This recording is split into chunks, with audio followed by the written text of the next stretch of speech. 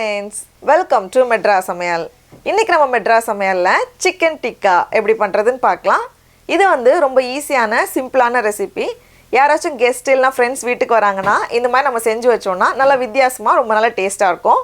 இது பண்றதுக்கு ஃபர்ஸ்ட் வந்து நம்ம மசாலா தயார் பண்ணிடலாம். அதுக்கு வந்து ஒரு மிக்சிங் பவுல்ல 4 டேபிள்ஸ்பூன் கெட்டியான தயிர் சேர்த்துக்கோங்க.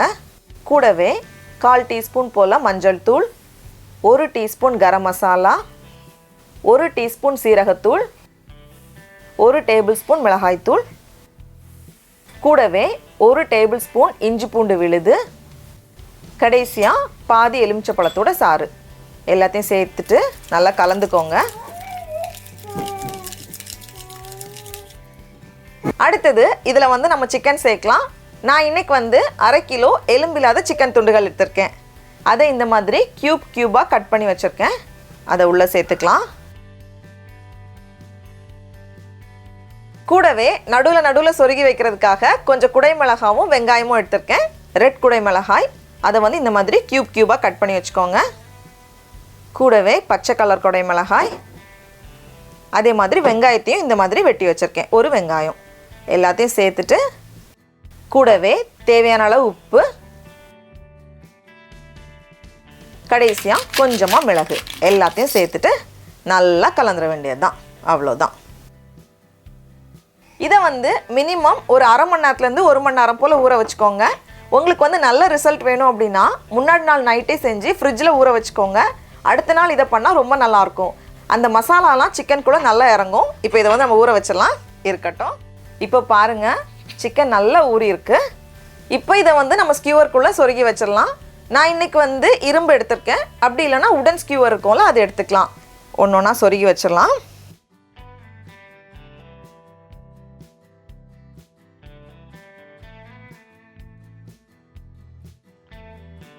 பாருங்கள், இந்த மாதிரி கலந்து சொருகி வச்சுக்கோங்க. அவ்வளோதான்.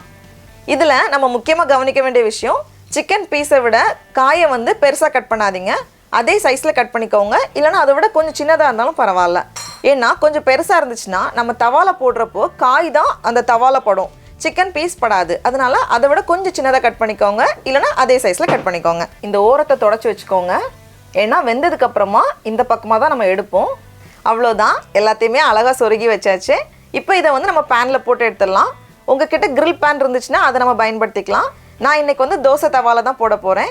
புதுசு எடுத்துக்காதீங்க, பழைய தோசை பேனாக எடுத்துக்கோங்க. இப்போ இதில் வந்து கொஞ்சமாக எண்ணெய் இல்லைனா வெண்ணெய் சேர்த்துக்கலாம், நல்லாயிருக்கும். சேர்த்துட்டு கல் நல்லா சூடானதுக்கப்புறமா இதை அப்படியே வச்சுக்கோங்க.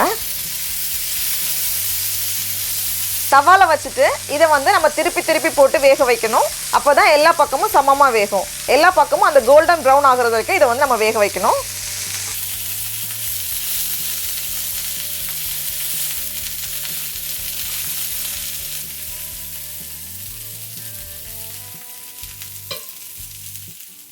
இதை வந்து நம்ம அவன்லேயும் பேக் பண்ணலாம்.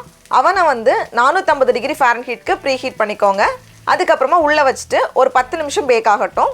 அதுக்கப்புறமா திருப்பி போட்டுட்டு ஒரு 10லேருந்து 15 நிமிஷம் போல் பேக் பண்ணிக்கோங்க. பேக் ஆனதுக்கப்புறமா அந்த நல்ல கலர் வரதுக்காக ப்ராயில் மோடில் ஒரு 2 நிமிஷம் வச்சுட்டிங்கன்னா நல்ல கலர் வரும். அதுக்கப்புறமா நம்ம எடுத்து சர்வ் பண்ணிக்கலாம். அவனில் வைக்கிறப்போ ட்ரேயை தொடாமல் லைட்டாக தூக்கி வச்சுக்கோங்க. அப்போ தான் எல்லா பக்கமும் நல்லா வெந்து வரும். அவன்லேருந்து வெளியே எடுத்தாச்சு. பாருங்கள், ரொம்ப நல்லா வந்திருக்கு. இதே மாதிரி சிக்கனுக்கு பதிலாக நம்ம வந்து பன்னீர், மஷ்ரூம் எல்லாமே சேர்த்துக்கலாம். எல்லாமே ரொம்ப நல்லா வரும். டடா, நம்மளோட சிக்கன் டிக்கா சூப்பராக தயாராகிடுச்சு. பாருங்கள் எவ்வளோ அழகாக வந்திருக்குன்னு. சூப்பராக இருக்குது எல்லா சைடும். இப்போ நம்ம டேஸ்ட் பண்ணி பார்க்கலாம்.